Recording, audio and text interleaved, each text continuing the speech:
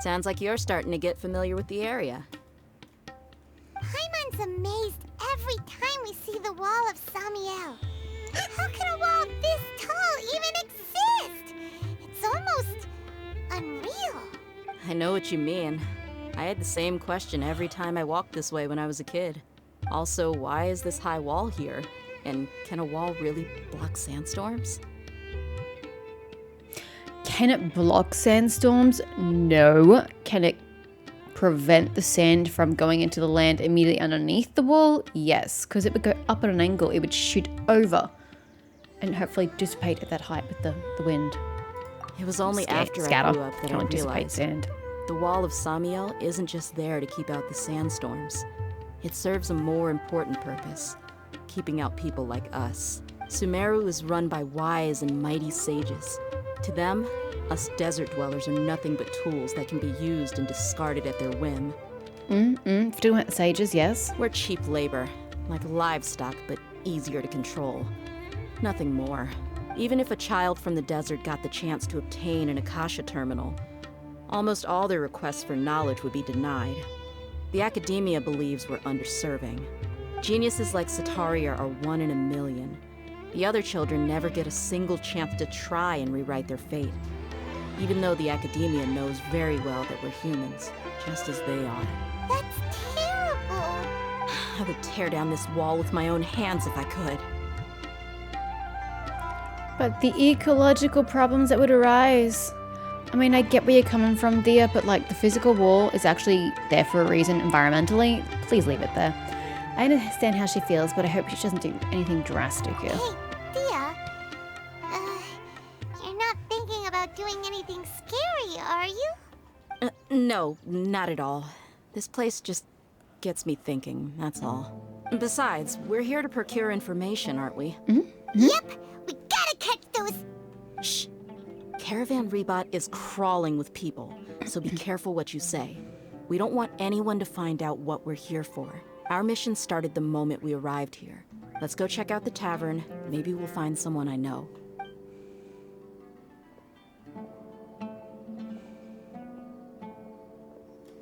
I don't know where the tavern is. Ask Dia's acquaintances for clues, okay? It looks like the tavern's over here. Oh yeah, by Just that our lady. luck. None of them are here today. You mean you don't see anyone you know? Dia, is that you? What a coincidence. You here for a drink too? Okay, maybe someone she knows, but nobody useful. Zaki. Finally, a friendly face. He sounded kind of creepy. And who do you have with you here? Guests from another land? Hi, nice to meet you. Hello, hello. I'm Zaki. Dia's, how would you put it? Drinking buddy? We've had drinks together a few times. You could say we go back a ways. Anyway, as far as my friends here, they aren't too shabby, are they? You rarely see any Outlanders so friendly and respectful nowadays. Absolutely. Much better than those people on the other side of the wall. So, Dia, are you looking for someone? As someone who lives literally next to the wall, that's a really insensitive thing to say. And you're at the first port of call for people from the other side of the wall to come into Sumeru jungle through. Rainforest. Gotta remember it's more of a forest than a jungle. Wow. That's disgusting. Yeah. Have you seen Enger, Delavar, or Jabari recently? Of course I have. Matter of fact, we were all here drinking together just a few days ago. I've got a spice trading deal from another nation. I thought maybe Delavar and his friends might be interested. Know where I could find him? Ah, how thoughtful of you. Then I assume you also know that Delavar's been having a hard time making ends meet these days. So, you came here to help him out? Hey, keep it down. Let's just say I prefer to keep this deal a secret. Y'all at Caravan Rebot are like family. If there's more to be made, why not do it together? Besides, Delavar and his friends have muscle. They'd be a good fit for escorting the goods. Yes, how considerate of you. Delavar's my friend too, so of course I can take you to him. Come with me. Are we walking into a trap? I don't like this. Go to the place Zaki mentioned. It's within reach. Let's go. Come on. This feels really dangerous. I don't trust this guy. I don't trust the guy who was spying on me. I trust nobody.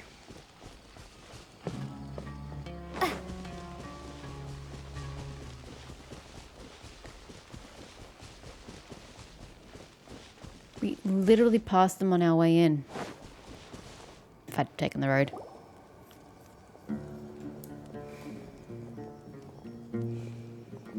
Are we there yet?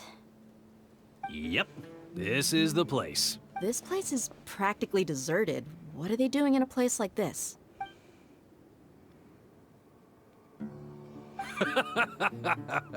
Why don't you take a guess? Go on, a wild stab in the dark. You're like lambs to the slaughter. Oh no! It's an ambush! I'm not really that concerned. What's this all about, Zaki? Come on, Dia. You really think we didn't hear about what you said back in Aru village? The boys have kept a close eye on you from the moment you set foot there. Not only do I know that you're looking for Delavar, I also know that you've teamed up with people from the academia to look for the missing scholars. So, you've been watching us from the very beginning? Not us, you. Keep me out of this. I knew leaving Sino behind was a mistake! I bet your Sino's gonna appear. And you left the strongest one in the village, didn't ya? Who do you think you are? You really thought we'd fall for your little business deal nonsense? So you and Delavar have been partners all along. Dia, I guess it's only natural for a traveling mercenary like you to be out of the loop. Those of us who hang around the tavern have stronger bonds than you think. But you got one thing right. We're all looking forward to an uprising in Sumeru. There's nothing more we'd like to see than the desert folk overthrowing the academia. Sorry, I'm just thinking this whole civil unrest thing through. So, say the desert people rise up and overthrow the academia. That doesn't mean they're going to be taking control of Sumeru Forest. Because the people there would rise up and take control of it for themselves. They wouldn't let the desert people take over it. So in the end, it would still be the desert people in the desert and the forest people in the forest. You'd still be segregated. And the desert people are far worse off than the forest people because of what grows in the forest, what you can make in the forest. Like, as Dia was saying, like just incense. You don't find that in the desert. So it's just small things like that. The desert is way off. Way worse off in daily life than the people in the forest, just by the nature of geography. So, uprising's not really going to get you anywhere. You're not going to take control of the forest. So all you're going to be stuck with is the desert, which is exactly where you are.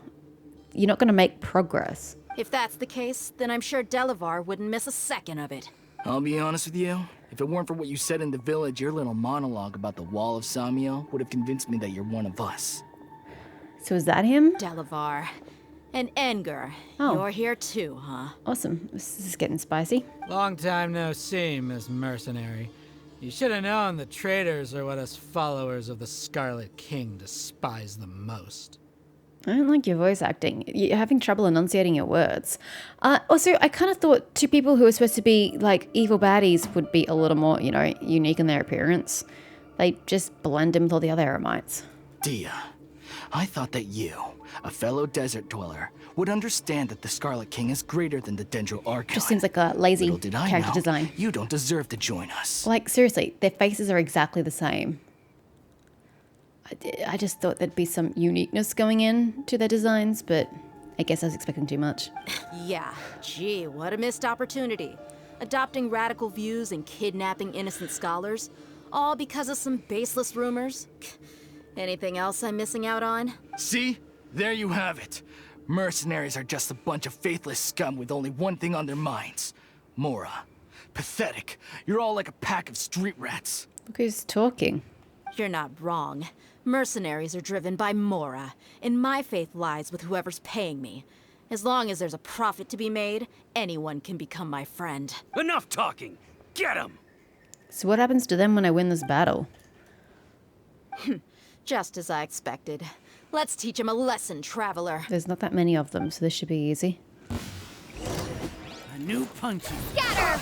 Germinate! Oh my god, my ping felt like it just went real high right there. Woo. She wasn't moving at the beginning. Oh my god, Ike's still in the party. Oh shit. Keep forgetting to change her back. Barbados, guide us. Be still.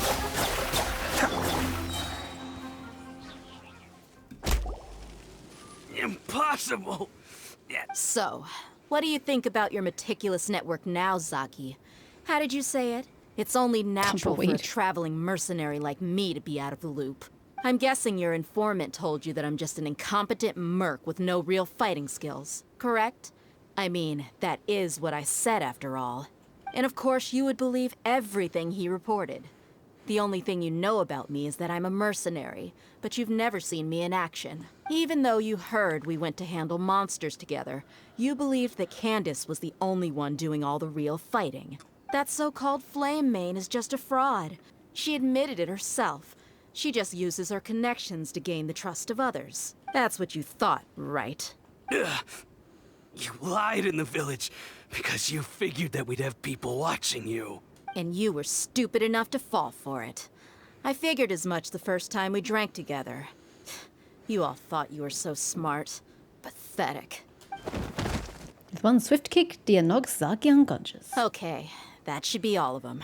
I mean, congratulations, you've knocked them unconscious. Now what? Whoa! So you've been planning this since we were in Aru Village? No task can be done without preparation. I just happened to notice a couple suspicious-looking people while you were out investigating. Oh, but instead of catching them right away, you let them report back. Those two who were snooping around were just a couple small fries. If we want to get the real catch, we have to be patient and give it some time. So those names you mentioned. Oh, you mean the funny name she mentioned back in Uncle Ampu's house? The wide-eyed butcher, scar-riddled bandit, Paimon can't remember them all. It was something like the duck-tailed bearded crook. That's just a bunch of drunk talk. Edgar and Delavar like to talk themselves up when they're drinking. Edgar, the wide-eyed butcher, and Delavar, the scar-riddled bandit, are the nicknames they came up with for themselves. And they're really lame. Alcohol has a way of making people share what they really think. So Edgar and Delavar are always rambling in the tavern about how the Scarlet King is a superior deity. What about Zaki? He's just a numbskull who fell right into our trap. Zaki was probably the best hidden of them all. My initial plan was to find Delavar first, and then try to track him down. So who was the duck-tailed bearded crook? That's what you wanted to ask when we were at Uncle Anpu's house, right? Jabari is one of the villagers you talked to. You know, the one who wanted to treat Isak and his grandpa to some food. Ah, is that why his name sounds familiar? Wait, so he's a radical too? No, he isn't. I just needed to tack on a random villager name to make the eavesdropper think that I was making some wild guesses based on my impressions. Okay. I get it. Wow, what a genius idea! Well, that's an expert mercenary for you. Ah, you're too kind. It was straight from the usual playbook, if I'm honest. So, that thing you were saying before, is it really true? About what? About how mercenaries only care about Mora, and that anyone's a friend as long as there's a profit. Does she really strike you as that way, Paimon? Does that bother you? I don't think you're that kind of person. What makes you so sure? Because even without an employer, you're still helping us out. Dia, do you dislike the Dendro Archon like the other desert folk? You two are pretty sharp. No, I don't have anything against the Dendro Archon. She's really nice. I've heard a lot of nice things about the Lesser Lord from Oh dear, Dunerzad. I used the same word. I can understand her devotion and gratitude. Ah, what a coincidence. Dunerzad's just an ordinary person. There's no way a god would be so involved in the lives of everyday people unless they were truly compassionate. I've begun to realize that the sages are behind everything that's happened recently. The Radicals' blind belief in the Scarlet But we already King, knew that. making the Dendro Archon out to be an enemy. It's all the Academia's trickery. But I see through it all.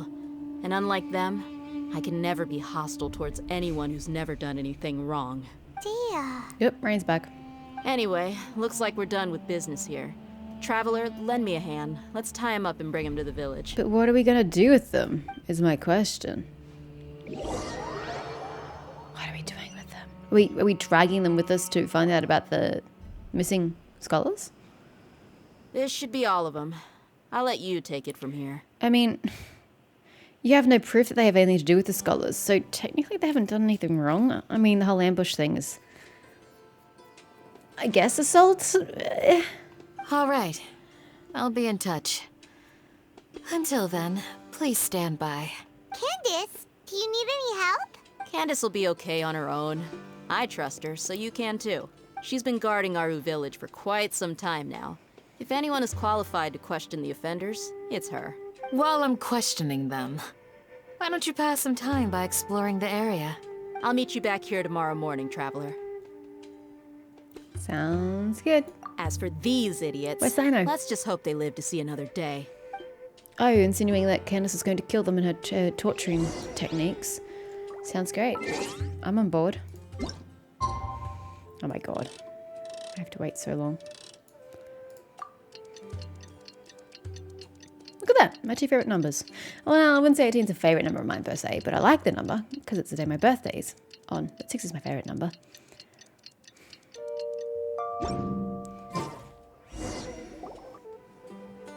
Hey, Dia. Right on time. Do we learn anything from the criminals? We'll know any moment now. Candace? Paimon's been wondering. You seem to know Candace pretty well. Have you been friends for a long time? We've known each other for some time now. She's a pretty interesting person. Even though she's an extremely strong warrior, she never misuses her powers against others. Oh, Paimon knows what you mean. Like a lot of martial artists say, never take the fight outside the ring. Yep, I guess you can put it that way. It takes strong convictions to be as dedicated as she is, and shoulder that kind of responsibility. Us mercs, on the other hand, we pretty much live from one day to the next. Well, Paimon thinks you're great too. Aww. Really? Thanks for that. I know. Oh, Sino's here, and he's pretty early too. Yes. I was here yesterday to help out a little. Are they still alive? If you and Candace took them on, oof, I'm a little scared for their longevity. To help out? By doing what? Sharing some interrogation techniques. Knew it.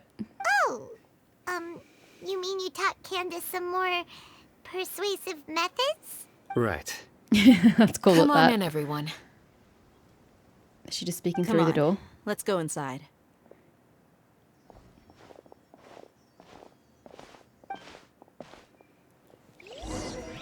Oh, you really couldn't teleport me in there with everybody else?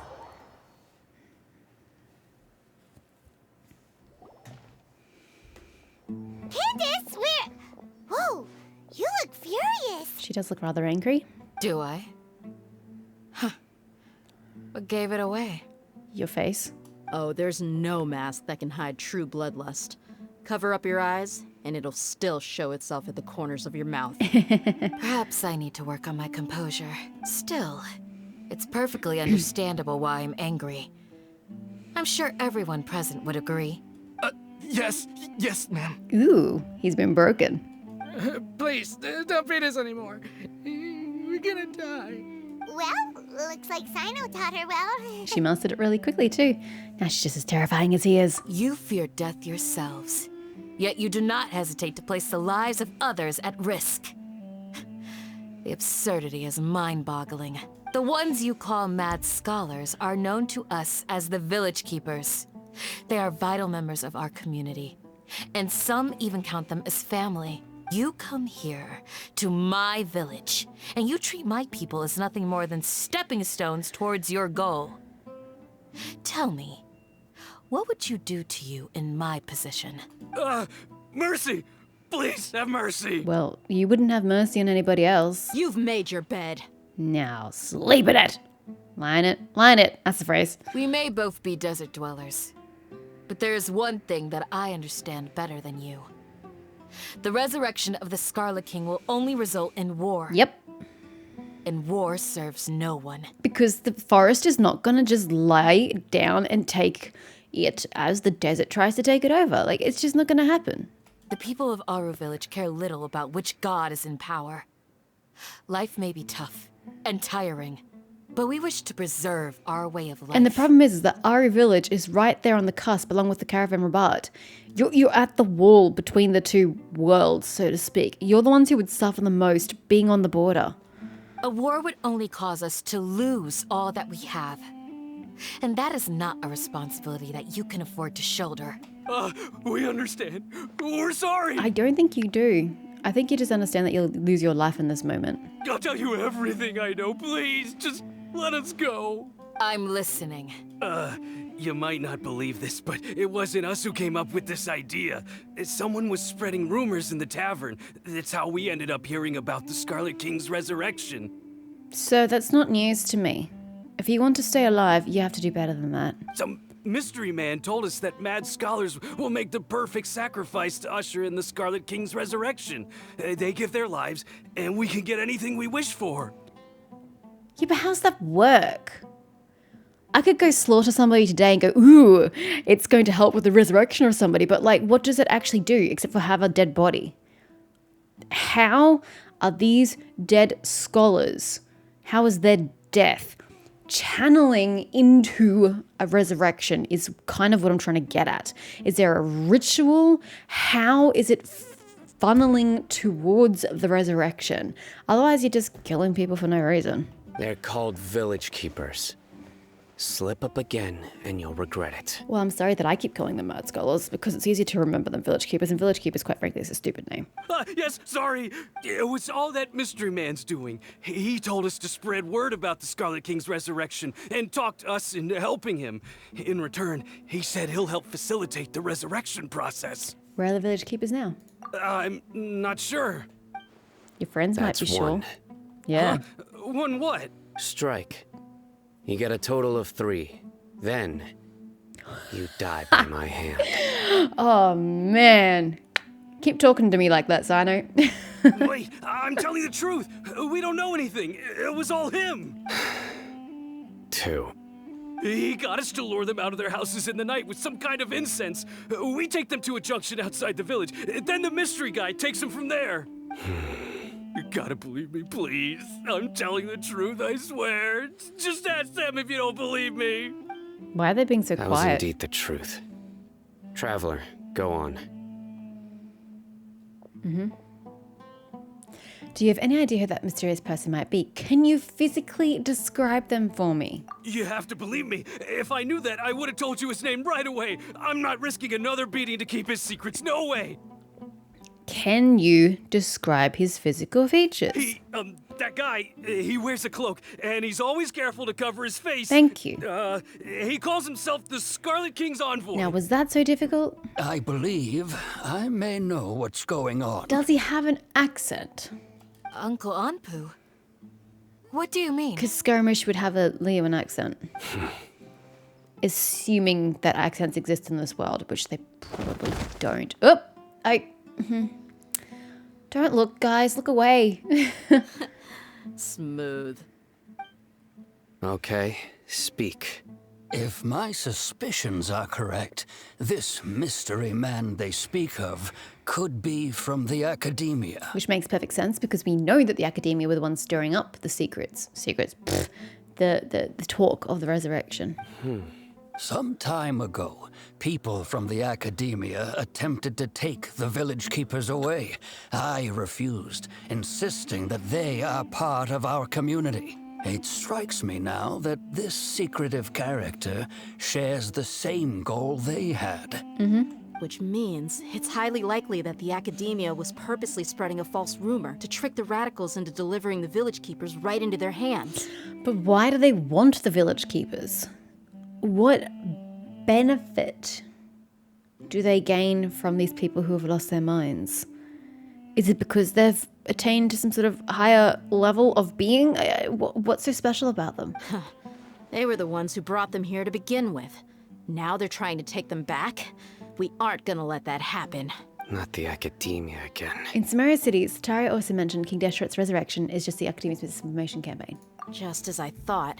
But what could they want with the village keepers? People are nothing but tools in the eyes of the academia. A change in their plans likely means they found another way to exploit the scholars. But I don't know what it is, and I want to know. Regardless, our top priority now is locating the village keepers. You're right.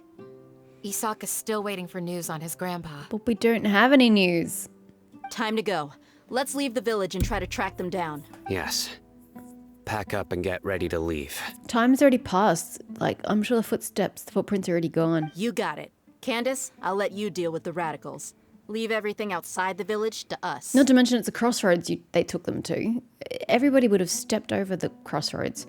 Unless we use the elemental vision to follow the scent of the incense. There's a thought. All right. I don't know that our magic works that way, but it could. Let's meet back here once everyone's ready. Where's Razy when you need him?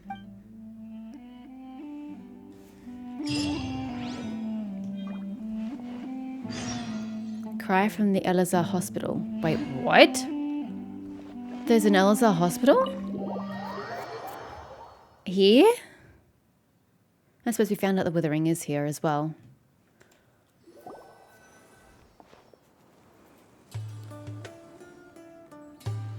Where have you been? And then Woo! Oh, he's reading. Where did you come from? Well, as you can see, I am merely sitting here and reviewing what we have deduced thus far. You were gone for ages, and now you're suddenly sitting here musing to yourself? Where have you been anyway? Hey, what's with the silence? You never think things through before asking questions. I'm giving you some time to make up for that. Paimon's so mad! Paimon's gonna give you an ugly nickname! Go ahead, I won't stop you. Oh, but he's done nothing wrong. Never mind. Paimon's got nothing. There's just nothing super obvious to pick with this guy. It makes it so hard. Well, you've heard nothing to suggest I left this whole time. So clearly, I stayed in the village to investigate. Anyway, you plan to leave Aru village and keep searching for the truth of this matter, yes? Yep. We're not gonna find out anything more by staying here, so we thought that we might as well take the search elsewhere. One thing I do have a complaint about in this game that I really hope they would have fixed by now. I mean, what, we're 2 years in? Honestly, can they not get their shit together? Is not having the mouths move long enough for their voice. And sometimes their mouths just don't even move. So it's like, what, are you using telepathy? How are you talking to me right now? Your lips aren't moving. So they should program the movement. I don't even care what the movement is because they only got open and closed. There's no other movement. So they should time it with the vocals.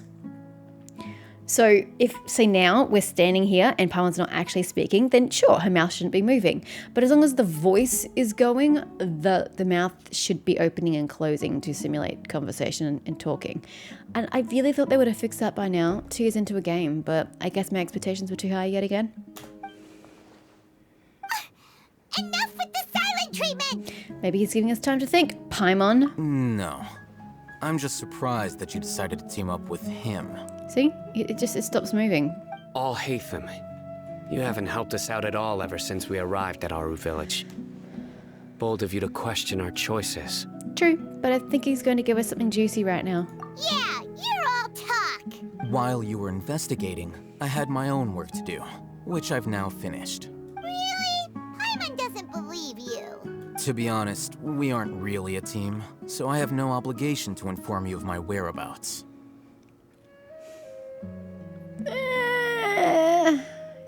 I can see it both ways. Not to mention that going separate ways allowed me to find some important information that you all had missed. Such as? Huh? Right here in the village? Correct. What did you learn? I'm going to take you to someone. But before that, you need to understand where she's coming from. What does that mean? How do you think the residents of Aru village feel about what we're doing? Us, specifically? What are we doing other than finding missing people? In other words, do you truly believe every single word the villagers tell us? You mean some of them lied to us? Hiding the truth does not necessarily equate to lying. Again, these people have their reasons. Kind of semantics? You're lying by omission, and that's lying. Remember what Gandis said? Most people in Aru village don't necessarily care which deity is in charge of Sumeru. That's because whether the Scarlet King or the Dendro Archon has power is of little significance to them. By contrast, the perils of their daily lives are ever-present concerns. They won't simply share everything they know with you without good reason. That's why you believed there was no further information to be found in this village. So you're saying we can find new info from someone you've already spoken to? Glad you're following along. Among those you have talked to, there's someone who was consciously keeping you out of the loop. In fact, she's been observing your every move since you arrived. The reason being, to someone who only wants to live their life in peace, any external factors introduce unpredictability into the equation. Those eyes. Shani. Those fierce eyes. You look like a real fighter. Don't change the subject. It's quite obvious that she's intimidated by Sino's authority and strength. Right. You were asking about the mad scholars. She corrected herself mid-sentence because she's aware that there are Scarlet King fanatics in the village. If she sounds too friendly towards the village keepers, she could easily make herself the radicals' next target. I think it's been a few days since I last saw them. I usually go to bed pretty early, so I'm not too familiar with what goes on at night. Remember? She made a point of denying her involvement in anything that occurs at night. But honestly, I feel quite sympathetic towards them. Even though they act a little strange, they've helped me in the past. If it weren't for them, my house would have collapsed long ago. After speaking to the village chief, it became clear that the village keepers had protected Aru village at night. In other words, the young miss was very much awake during that time. Then why would she lie? By getting involved with an outsider, she risks drawing unwanted attention to herself. As for why she might be so wary about all this, maybe you should ask her. I'll pass on this one. You said that she is afraid of me. If so, it's best if I stay out of this. We're on it! I kind of thought Aether would have done all the legwork for us. You know, already got the answers for us, so we don't have to go do this, but whatever. Oh, she's in her house.